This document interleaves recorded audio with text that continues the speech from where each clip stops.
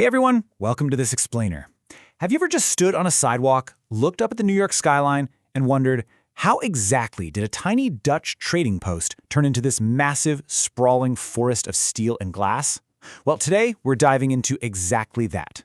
We're going to trace the 400-year evolution of the New York skyline, and we're looking at it not just as a bunch of buildings, but as this thrilling, continuous march upward.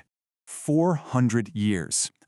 Just to put that massive chunk of time into perspective, New York was literally plotting out its very first dirt streets while Galileo was still looking through his telescope. Crazy, right? Over these 4 centuries, the city has basically become this living, breathing museum of human ambition. Every layer of brick, every single pane of glass we see today, they all tell a story of political shifts, massive wealth, waves of immigration, and some truly mind-blowing technological leaps. Okay, let's dive right into this. Here is our roadmap. We'll be covering the city's foundations and the grid, expansion and romantic revivals, the birth of the vertical city, modernism and urban renewal, and finally, resilience and the future. Starting off with part 1, foundations and the grid. Because, well, before New York could even think about touching the clouds, it really had to establish a solid footprint on the ground. To ground ourselves in the city's earliest political shifts, we have to go all the way back to 1624. That's when we get New Amsterdam, a pretty humble little Dutch settlement. Fast forward a few decades to 1664, the British capture the territory and rebrand the whole thing as New York. But the true, game-changing blueprint for the modern city we know today, that didn't arrive until after independence, with the Commissioner's Plan of 1811. Now, what's really interesting here is the rapid shift in style between the colonial powers. Under the Dutch, the architecture was super practical, almost defensive. You've got these small brick houses, steep gabled roofs, and really narrow streets. But then under the British, there's this swift pivot toward refinement. Suddenly, you get Georgian symmetry, bigger windows, and elegant brick row houses. A beautiful example of this is St. Paul's Chapel, which, miraculously, still survives down in Lower Manhattan today. But the absolute game changer was the Commissioner's Plan of 1811. This was the master urban planning blueprint that introduced Manhattan's legendary numerical street grid. If you've ever found it incredibly easy to navigate around Manhattan's numbered streets, you have this exact plan to thank. This flat, two-dimensional grid was the ultimate catalyst for three-dimensional growth. By organizing the streets so rigidly, it encouraged real estate speculation and made large-scale urban development completely possible. Let's move to Section 2 and see how this builds into expansion and romantic revivals. Because as we step into the 19th century, both the city's population and its artistic expressions absolutely explode. So, the city was facing this massive cause and effect scenario. The macro problem? A total population explosion driven by endless waves of immigration. People were just pouring into the city. And the micro solution to house all these new arrivals? The rise of the brownstone. Actually, fun fact about brownstones, they weren't even built of solid brown stone. They were usually just faced with a cheap, trendy sandstone veneer. But these dense, narrow row houses, with their iconic elevated stoops, became the dominant housing style, physically pushing the city outward into neighborhoods like Brooklyn Heights and Harlem. Now, while residential housing was spreading out, monumental architecture was getting incredibly decorative. This era kicked off the Gothic revival in Victorian styles. We are talking ornate stonework, tall spires, pointed arches, heavily inspired by medieval Europe. A really prime example of this romantic, highly decorated era is James Renwick Jr.'s breathtaking St. Patrick's Cathedral. It stood as this incredibly powerful monument to Catholic growth in America at the time. But eventually, of course, the island of Manhattan literally ran out of room. Which brings us to Section 3, Birth of the Vertical City. Land values absolutely skyrocketed, which basically forced New York to stop growing outward and start reaching upward. This prompts a really fascinating question, right? Why did skyscrapers suddenly emerge in New York specifically during the late 19th and early 20th centuries? It wasn't just some sudden urge to build tall. The city actually needed the right tools to pull it off. So, the crucial point is that architecture doesn't just happen in a vacuum. It requires very specific technological and economic drivers. This whole skyscraper revolution was unlocked by 4 incredible things. First, steel frame construction, which replaced heavy, load-bearing brick walls. Second, the absolute game-changing invention of safe passenger elevators. Third, electric lighting to brighten up those massive, deep interiors. And fourth, fierce, cutthroat economic competition for increasingly valuable Manhattan real estate. All of these factors combined gave rise to early marvels like the Flatiron Building and the towering Woolworth Building. Actually, the Woolworth Building was famously dubbed the Cathedral of Commerce. And get this, F.W. Woolworth literally paid for the massive construction entirely in cash. No mortgage, just cash. It signaled a profound shift. Corporate power and capitalism were literally beginning to replace religious institutions as the dominant forces shaping the city's skyline. This corporate power really hit its glamorous peak between the 1920s and 1940s with the Art Deco movement.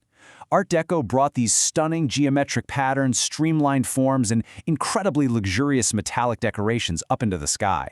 Just think of the dazzling sunburst motifs on William Van Allen's Chrysler building, or, the ultimate triumph of the era, the Empire State Building. A quick fun fact about the Empire State Building, its iconic spire was originally designed to dock passenger blimps. Yeah, a completely futuristic idea that turned out to be terrifyingly impractical in high winds. But still, it firmly cemented New York as a global symbol of engineering and modernity. Following World War II, the city's aesthetic priorities went through a pretty jarring shift. Which brings us to Section 4, Modernism and Urban Renewal. Almost overnight, the romance and heavy decoration of the pre-war years were replaced by cold, hard efficiency. And this brilliantly illustrates that shift. On one hand, you have the Art Deco style, romantic, highly decorative, and bursting with complex geometry. And on the other hand, the new International style. It's minimalist, strictly functional, and completely dominated by exposed steel frames and vast glass curtain walls. A perfect example of this is Mies van der Rohe's Seagram building. It completely redefined what a corporate headquarters was supposed to look like from that point forward. Now, at the very same time, the city itself was being totally reshaped at the macro level. The mid-20th century in New York was really defined by urban planner Robert Moses. He built immense infrastructure. I'm talking massive highways, bridges, and sprawling housing projects. However, this large-scale urban renewal came at a steep cost. Entire historic communities, particularly working-class and minority neighborhoods, were permanently displaced to make way for these massive projects.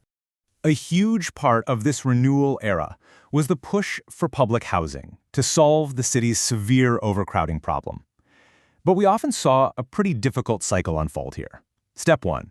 Build these large apartment complexes with the absolute best of intentions to improve living conditions.